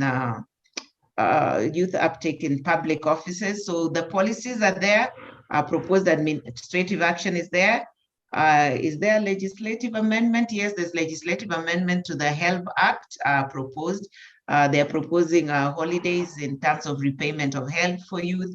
There's proposals in the Finance Act in terms of tax holidays. And so there are some sort of moves towards assisting the youth in the proposals in the Constitutional Amendment Bill. Millicent, you ask about party membership and party registers and about the dispute resolutions and how we streamline them. Now, the party membership register has to be submitted to RRP and IBC 4 months to the general election. Once it's submitted and RRP actually publishes it on their website, it cannot be changed. That will be the operative document in terms of who can vote at the party primary. So there is a cutout. 4 months to the general elections, the party registers cannot be altered or amended or changed. So that is the cutout time. And that's supposed to deal with the mischief that we experience. But funnily enough, and interestingly enough, people are still able to resign and become independent. I do not know whether that amounts to amending the register. When I say I'm no longer a member of Wiper Party after the nominations, and then I go and get a certificate as an independent. These legal issues were raised in 2017, but were not conclusively dealt with because most people were just getting certified by the registrar as independents and going ahead to IBC to get listed as candidates. So the question has not been very well answered, but right now I think it is resolved in the 2017 amendments to the Elections Act, which provide that anybody intending to vie as an independent ought to give their names and symbols to IEBC 21 days to the general election, to the nominations. So that means they cannot participate in party primaries. Again, the new provision that you should not have been a member of that party on the nomination day, you should not have belonged to any party 90 days to the general election, creates a barrier because if a party primaries are being held on the 90th day, then you cannot turn around and say you are not on that register. So that party hopping thing might probably be able to die. And as you say, some people have turned it into a profession, just messing up political parties' primaries and frustrating political parties. I think that should be resolved by the amendments to the Elections Act that were made. When it comes to the internal dispute resolution bodies and the time they have, how can political parties streamline its operations? I think the best thing we can do as a political party and what we really need to work towards is decentralizing our dispute resolution boards so that they have less workload and they work with issues from the region so that even accessing evidence and documents becomes much, much faster. Because right now you find you're filing your dispute in Nairobi, the returning officers in the ground have not returned their documents. I'm here for my case, it's not happening. I think the best way to streamline this and to streamline it this time is to devolve the IDRBs so that they are able to work at the county level and in that way be able to serve that region better than if we are serving them all from Nairobi. In that way we can shorten the timelines and actually be able to achieve good results for a political party. Because people also want closure. I want to have my day at the dispute resolution body. I want to feel I was listened to and I want to feel the decision was fair and just. But right now, the way we go about our IDRBs is it's a madhouse. It's just got, I mean, it's listening to MCAs, it's listening to MPs, it's listening to governors. All those disputes are here and they're running at the same time. The place is full. It's listening to senators as well. It's very hectic and too much work for one institution to handle. It would be better if it was devolved. There would be less work and we could consolidate those matters because like at the constituency level, we would say, at the county level, we say, all people want to dispute governor, bring them, let's consolidate, let's listen to the issues and decide this issue. But at national level, those cases are just too many. The dispute resolution bodies work so hard. I remember trying to get into some parties' dispute resolutions tribunal, even to go through the gate itself was war. It was just crazy. And several days they worked past midnight. They worked very hard, but the work is just too much. So I guess we've got to streamline it by making their workload more manageable so that we get better hearings and better results. The final issue you raised was the issue of all party primaries being held in a day. A very good ideal. Practicality at this stage is not known. We'll have to test it and see, but it would be a very good ideal if we could commit to it and make it work. We are people who thrive on spoiling for others. So we want to have them on different days. We want to see what Party X did. We want to go and attend your primaries and vote in the wrong people. We are just spoilers. We're just bad people, and that's what spoils party primaries. But if we could make it work, if we could sign up to the code of conduct and adhere to it, if we could commit to free, fair, and credible party primaries, I think a single day would work for all of us.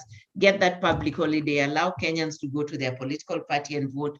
And that would probably institutionalize political parties in the country, because right now, people and political parties is very fluid. People belong here tomorrow, belong there tomorrow. Some follow political parties because there's favor that they're hoping to achieve.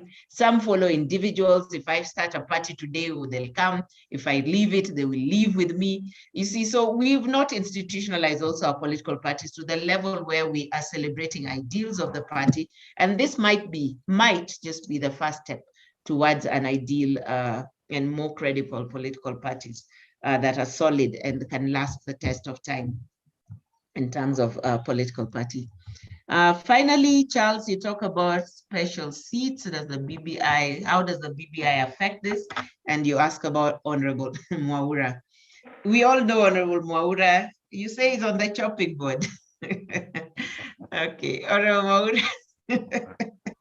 That has made my day. Anyway, yes, he has been expelled from his party, and it actually puts the bill in limbo, because once he leaves, then the bill has no sponsor, has no promoter, the bill will lapse. So that's why I spent a lot of time talking about the current regime, because this bill might actually not see the light of day if things move on the way they are.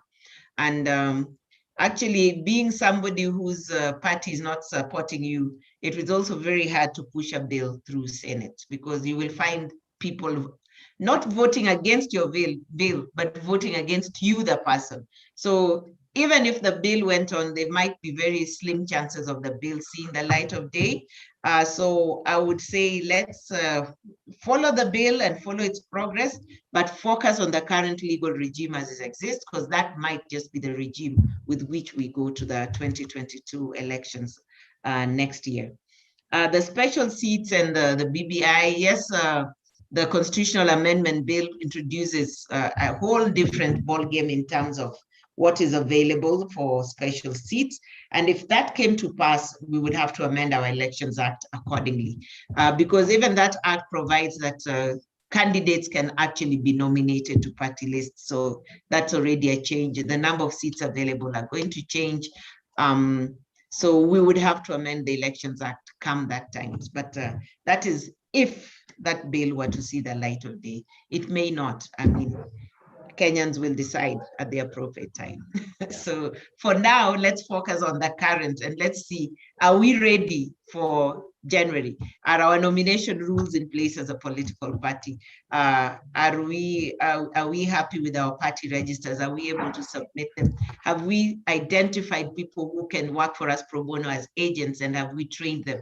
Let's just put our party house in order so that come that time, we are able to engage in the elections as a strong political party, and that has its systems and structures in place. Thank you. Back to you, Roy. I have a question. Yes, Millicent. My question is on when you gave us the chronological events of how the commission, okay, on how the commission expects the party to be ready for party primaries and inform them in time. Going forward, you mentioned that it is the commission who then informs the party the dates that they are to hold their nominations. Is this done in collaboration with the party to ensure that the party is ready, or the commission will just give out its timetable without liaising with the party to ensure that they have all their structures and all that is needed for that election ready? Because sometimes they could say, yes, thank you. Mm-hmm. Yes. Continue. Are they going to collaborate with the party to ensure that the party is ready before they give them the dates? Because from the initial readings or the initial presentation, it's the party who would tell the commission when they are ready. and would conduct their party depending on their readiness. But now it looks like the commission decides. So I'm looking at a point where the commission decides to give you a month that you are not ready. Will they collaborate? Is there a clause that says they need to collaborate? Because Kenya has very interesting people. Okay. Thank you, Millicent. Julius, you want to say something?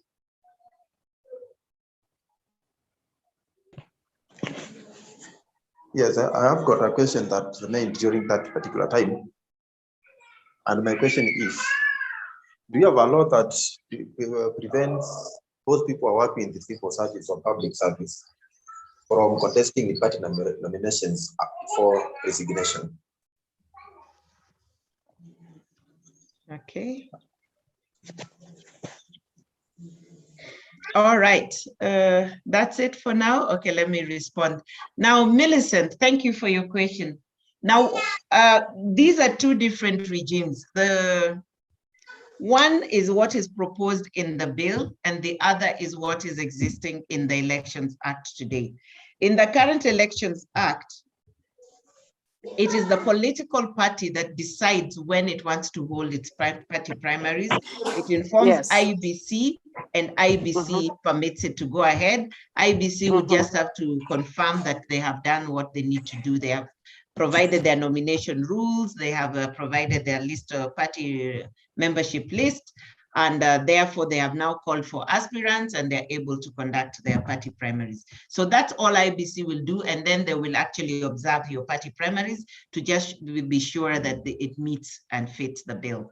And that is in the current regime of the law. So that's what is. But what is being proposed now in the Honorable Mwaura bill is that he is proposing that it is IBC that will decide all party primaries will be held between 10th and 15th, for instance. And then parties must then conduct their party primaries on those days. It might even be saying that Wiper must do theirs on 12th, and so must do theirs on 13th, something like that. So what he's proposing is now transferring the power to IBC. And what is the safeguard here is political parties know that primaries must be held by the 90th day to the general elections, within 3 months to the election. So I believe by that time, political parties are generally ready for primaries. It is just that therefore now, the IBC will be deciding for you when to hold them. And I suppose this is predicated on the fact that they are proposing to have a public holiday. So that public holiday must also fall in tandem for everyone. So then we cannot leave it to every political party to be deciding today we have primaries, we want a public holiday. Tomorrow we have primaries, we want a public holiday. So I suppose the fact that we want to make this a public holiday makes it important that therefore somebody legislates the day on which that public holiday falls, and therefore party primaries are held. I would only tie it to that as a reason for taking the power away from political parties to decide the day of their primaries and give that power to a single entity to control. So that's how I would explain it for now. Julius, I'm sorry, I forgot what you asked. Could you repeat it? Yes, I was asking, do you have a law that prohibits or that denies those people who are working in the public service a chance to participate in nominations for their official resignation? Yes, there is a provision in the law that provides that you do not have to resign until after the party nominations. So you will participate in your nominations, and only then can you resign from public service. So that is there, it exists. I can't just pin it now, but I know it exists.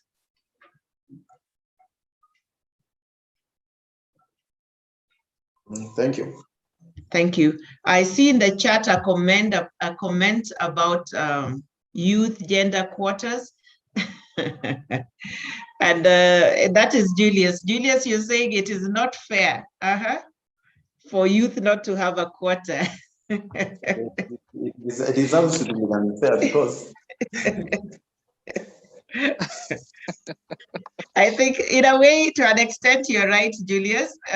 You're very, very right. Youth pia ni category inatakana iungwe ndio iweze kufika ikipata hizo seats. So I think you raise a valid point, and I think something we need to consider going forward. But I think the Youth Commission, if it sees the light of day, will be a big improvement.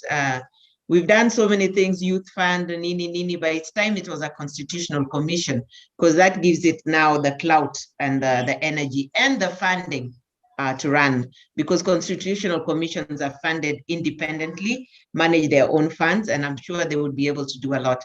And if you read the steering committee report of the BBI, a lot of those policy proposals and a lot of those things around shared prosperity, building our economy, actually favor the youth. So they're not totally forgotten, but you're right, a quota would go a long way in protecting their interests.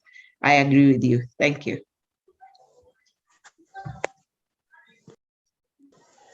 Thank you. It's 4 o'clock. Roy, Maureen, take over. Thank you so much, Roslyn. I was actually going through the chat, but I've seen that most of the questions that were being raised here were also raised verbally, and we've just you've adequately addressed them, and also some comments. So I think we're good to go. I don't know if we're closing anyone out. Kindly, if you have a question and we're closing out, just shoot before we wind up. Justus, yes. Justus Wambutura, kindly unmute, and then so that we can hear you. Yes, good afternoon, all of you. Good afternoon. My question is about the ABC and the party list.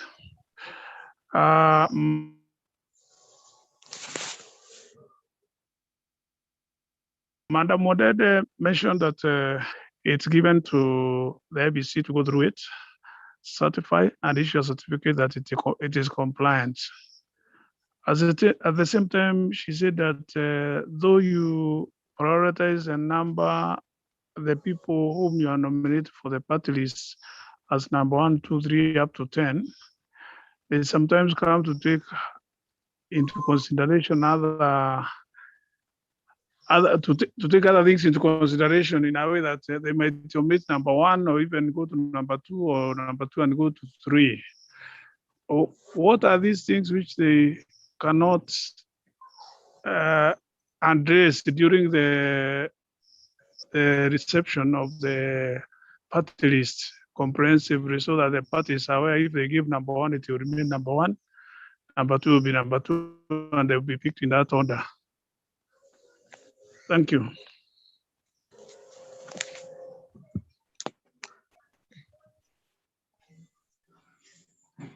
Yes, Justus, thank you for that question.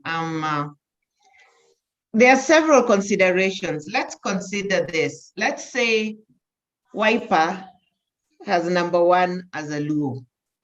Then ODM has a Luo. And then Jubilee has a Luo. They are all number 1 for the woman space in Senate. It would not be fair to pick the 3 number 1s into Senate, because then there'll be no regional balance in Senate. So what happens there, because we cannot stop you naming all these 3, let me have used Luos, all these 3 Luos as they are number 1s.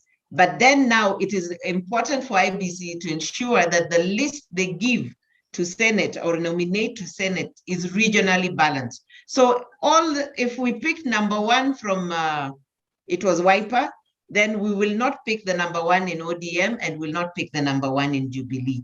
Because if we were to do so, we will be accused of, IBC will be accused of not promoting regional balance. They'll be accused of favoring a certain region vis-a-vis all, despite the fact that they were actually number 1. So they must, the Constitution requires them to maintain gender balance to make sure minorities and ethnic minorities and other marginal groups are represented, to ensure PWDs are included, and to ensure also that youth and women are included.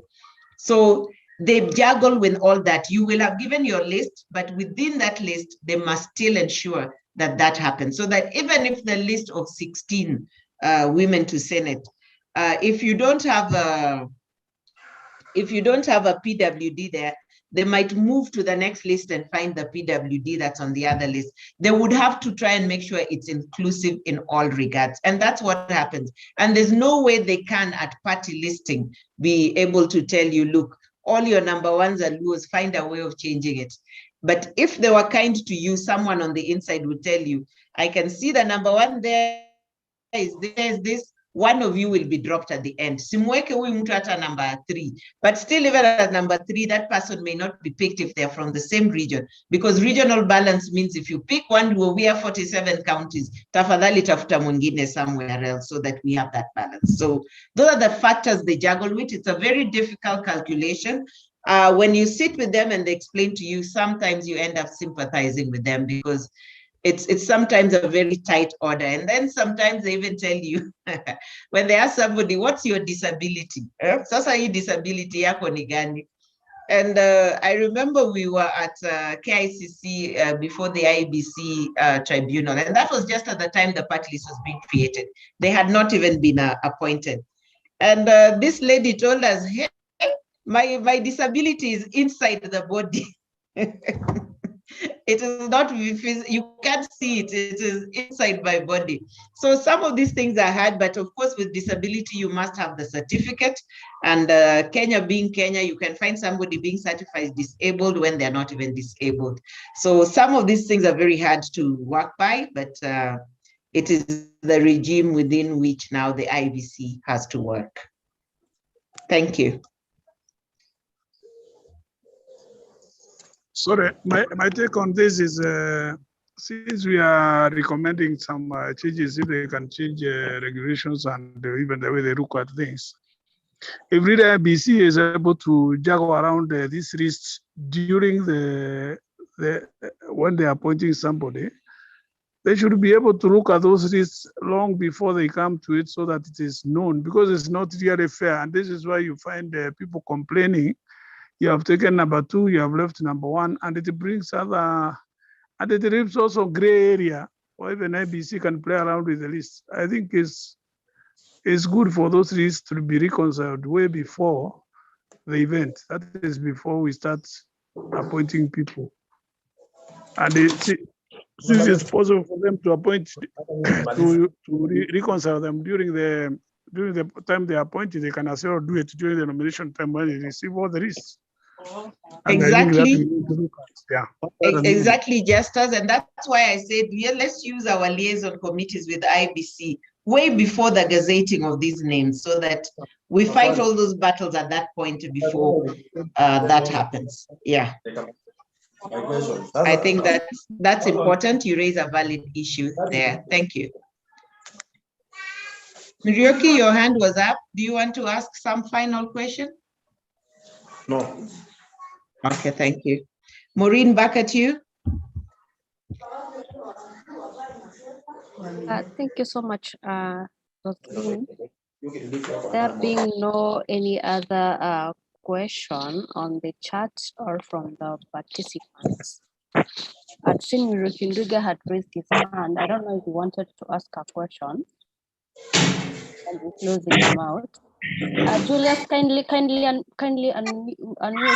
Sorry, kindly mute your mic. I just wanted to say hello, that's all. Sina mambo mengi. Hello, right back. Thank you so much. And I hope now we've come just to the end of the meeting today. Let me just take a quick minute to just say hello, thank you to everyone who took time, to stay in the meeting up to this end, and thank you so much for being a wonderful participants. We've had actually a quite engaging session, and we're much appreciative for that. Let me take now this opportunity to really thank our facilitator for today, Ms. Roslyn Odede. Thank you so much, Senior Counsel. It's always a pleasure having you with us to enlighten our political party members on this legislation and these processes, so that when the time comes, you know, hawatasema hawakuambiwa na hawakujua, since this is something that is done throughout the year. And even as we move towards the 22 general elections, I hope that the party will have its, party list and all the documents in order, so that they can have a smooth sailing even as we go to the elections. To Roy, asante sana pia for the wonderful moderation, and we hope that we will continue to engage with you even in the future as we continue to implement the activities here at CMD-Kenya. Otherwise, from here in CMD, just to say asante sana to everyone for taking part in this meeting and being here until the end. And we hope that the suggestions that have been raised by the various members, we're going to pick them and move with them, forward as we engage with even the IBC and the other organizations to try and see what can be done in the various political processes and of course, the regulating acts that are there to ensure that they are being implemented and they're being maybe repealed to ensure that we have the right section in place, so that once we move on to the general elections, we have a smooth sailing, not only with the Wiper party, but all the political parties. Otherwise, asanteni sana for being here, and we keep that we can continue engaging even as we move forward. Thank you so much and have a lovely evening. Asanteni sana and goodbye.